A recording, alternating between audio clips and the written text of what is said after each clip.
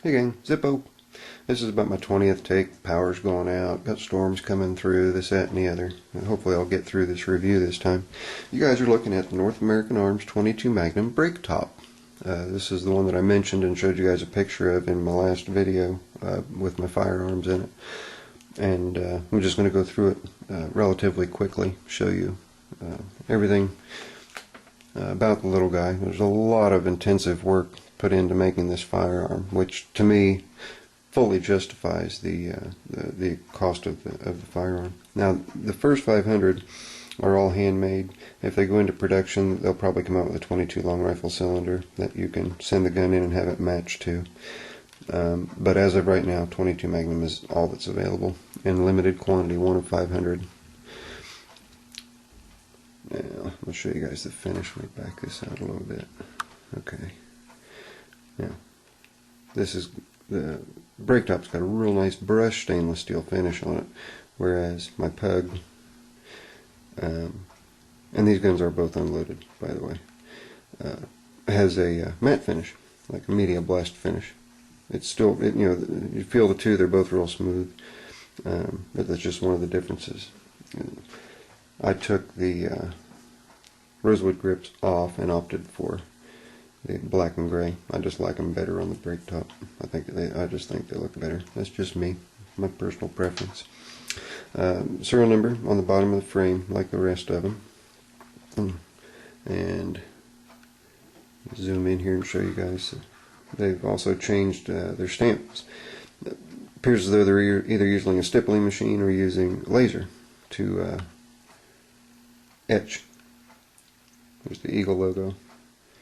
And NAA, Provo, Utah, and then 22 Magnum. And so you guys know the barrel measures, excuse me, the barrel measures out just under 1 5/8 inches. You see it there, just under 1 5/8 inches. Now, the function of the gun. Let me zoom back down here so you guys can see what's going on. In order to break it away, you pull the hammer into half-cock position, one click, right there. You got this little knurled button on either side. Press that up, that releases it. When you come up, there's a cam right here, and that cam, when you roll the barrel forward, lifts your extractor. See? Comes up, makes contact with that little cam right there. And up it goes. Now, when you go all the way, it falls back down in place so that you can pop your rounds out. I'll show you. Okay? Going all the way down. See? You hear it reset. Show you a different perspective. Pretty neat, huh? Okay. And then removing the cylinder for cleaning, and it even says in there it recommends you don't remove it unless you're cleaning, but I'm going to remove it for the video so you guys can see. There's that little knurled spot right here underneath the barrel. You depress that, push that in. When you push it in, if I can get it pushed in, there, it releases the cylinder. There's a little groove. If I can get something to point with here. There's a little groove right in there. That when you push the cylinder in, well, I hit the light at the same time it snapped into place. Let's release it again. Okay, when you push it in, locks it into place. Make sure it's locked into place before you close it back down, or you'll screw up the back end of the cylinder. So let's go ahead and pull it all the way off so you get an idea. It's a pin within a pin. This is hollow. There's the cylinder. You see here, this tube rides to the outside with the pin going into the center. See? And of course that cam, which you can kind of see right there in the middle, when you depress that, That cam rides against that and pushes it up.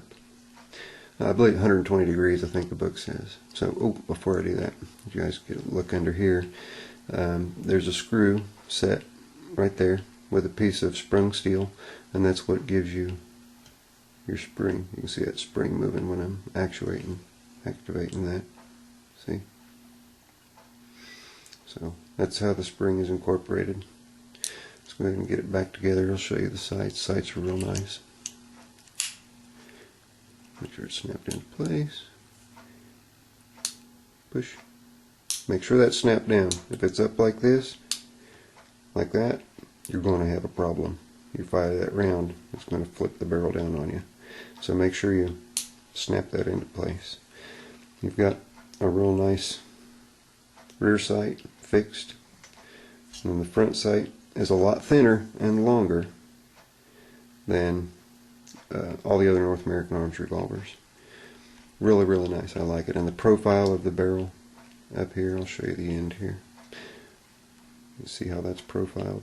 It's like that on both sides here. Really, really nice. So that's it, guys. This is the new North American Arms limited run of 500 pieces brake top in 22 Magnum. 22 Magnum only. It still retains the safety notches in the cylinder. You can see it there. Roll it into place.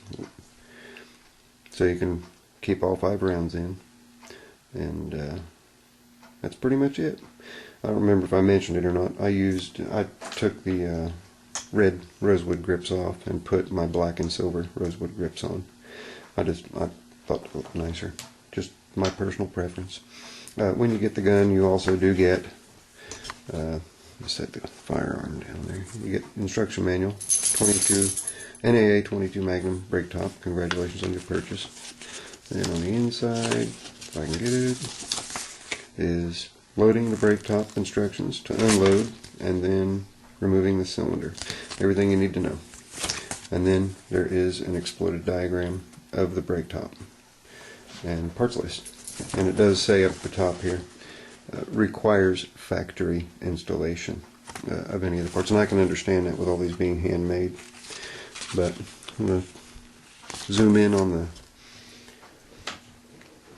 brake top here. You guys can just soak it in for a minute or two, or a second or two, and then we'll end this review.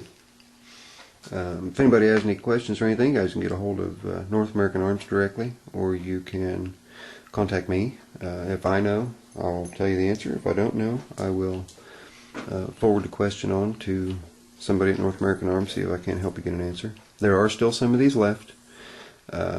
The retail price is $4.99. It is not a cheap gun, but it is destined to be highly collectible, whether it's one of the first 500 or if they decide to go into production, one of the production models. But at any rate, there you have it. My dogs are fussing for something to eat, so I'm going to head out of here. This is Zippo. Later. I'm out.